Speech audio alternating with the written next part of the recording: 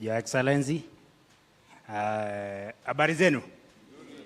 Mimi kwa majina naitwa Jafeth Kaikai, natoka Lang'ata, Iris Ward, Soweto side.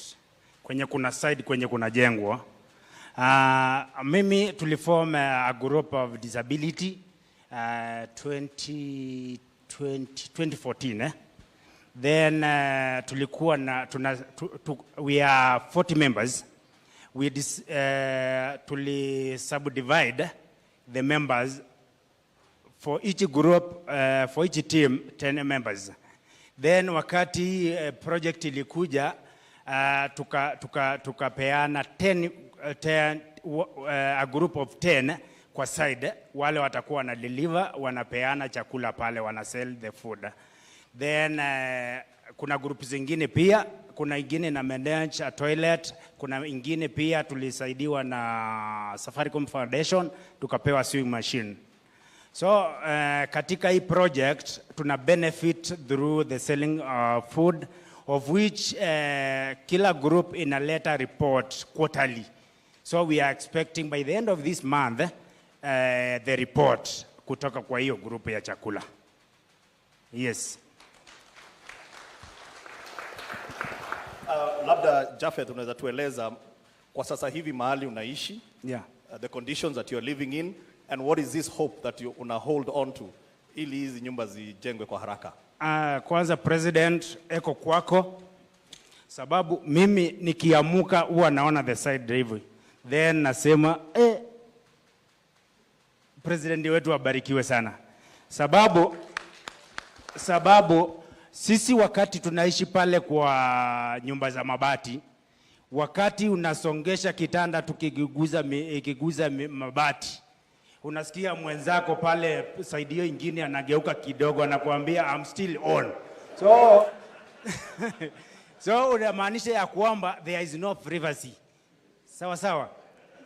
So it means hii project itatusaidia sana sisi walemavu. Sababu gani? Pale unapata tukio kwa mabati, there is no way unapata mtu anaweka wheelchair yake kwa nyumba. Lazima aweche kwa barabara ndio aingie kwa vichochoro.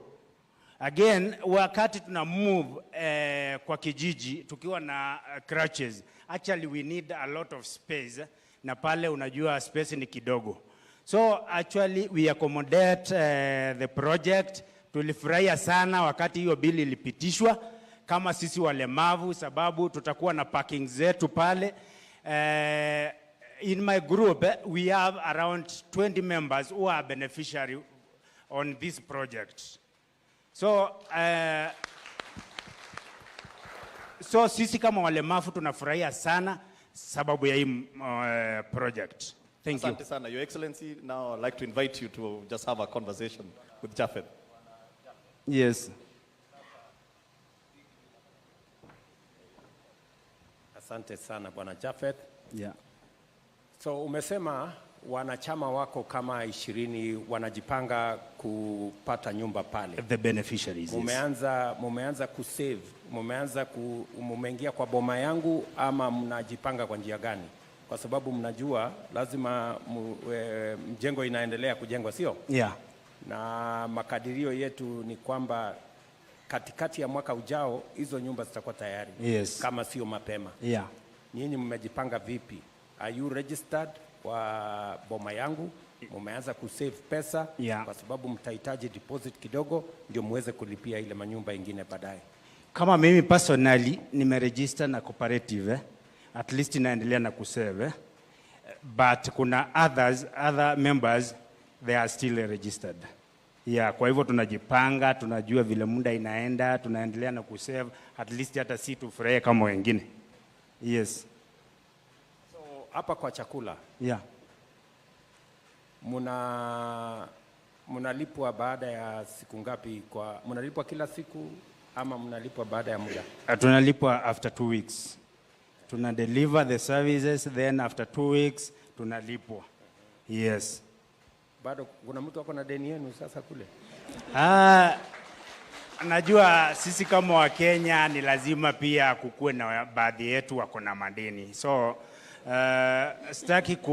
sitaki kuingilia sana ujuzi wetu, lakini kuna baadhi wako na deni, lakini najua watasort out. Sababu sisi ni walemavu, najua ni mbaya sana mtu kukimbia na pesa yetu. So una imani watalipa? Yes, niko na imani sana. Bas, wale wenye mko na madeni mnatusikiza, tafadhali muweze kulipa madeni yenu. Kakai na wenzake hawataki maneno, hawataki matata. Ni kweli. So asante sana. Thank you so much. Asante sana. Japheth, we'll come back to you. Your Excellency, the second person that you're going to have an interaction with is Jacqueline Wanjiko Gashao. Jacqueline Wanjiko Gashao is an electrician at our